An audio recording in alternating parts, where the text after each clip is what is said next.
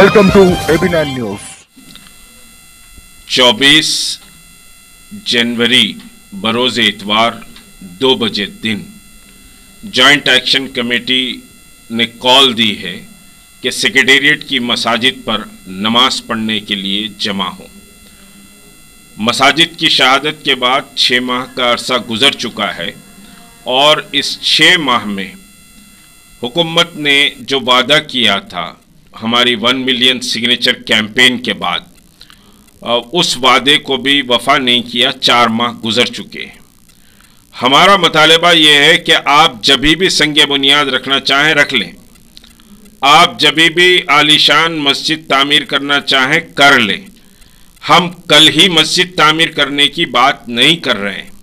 हम ये कह रहे हैं कि मसाजिद नमाज से जुड़ी हुई होती हैं। मस्जिद के माने नमाज है, वहाँ नमाज मौक़र है। आबाद मसाजिद को तेलंगाना हुकूमत ने जून में फ़ैसला किया और जुलाई में दोनों मसाजिद शहीद कर दी गई, तो वहाँ नमाज शुरू होनी चाहिए। और मैं मुतालबा कर रहा हूँ उन असाब से जो चीफ मिनिस्टर के पास गए और चीफ मिनिस्टर के पास लेकर गए उलमा और मशाइखीन को, वो उलमा मशाइखीन भी अगर वहाँ नमाज शुरू करा देते हैं, नमाज पढ़ लेते हैं और 2-4 आदमी रेगुलर नमाज का क़याम हो जाता है, तो हम 24 की कॉल वापस लेने के लिए तैयार हैं। मगर जिम्मेदारी आयद होती है हर मुसलमान पर कि वो मसाजिद की ज़मीन पर सजदे करें, क्योंकि वो ज़मीन अल्लाह के सजदों के लिए वक्फ़ है। और वहाँ समझिए गैर आबाद मसाजिद का मौक़िफ़ अलग है। जो मस्जिद समझिए शहीद कर दी जाए उसका मौक़िफ़ अलग होता है। मस्जिद अगर शहीद कर दी जाती है तामीर के लिए या किसी पर्पस के लिए, तो वहाँ नमाज का क़याम रोका नहीं जाता, नमाज पाबंदी से होती है। ये तो शरंगेजी से ये मसाजिद शहीद हुई हैं। तो जो उलमा गए हैं वो नमाज पढ़े वहाँ पर और उम्मत को बतलाएं कि हमारे दिलों में हुकूमत की मोहब्बत नहीं है, अल्लाह की मोहब्बत है।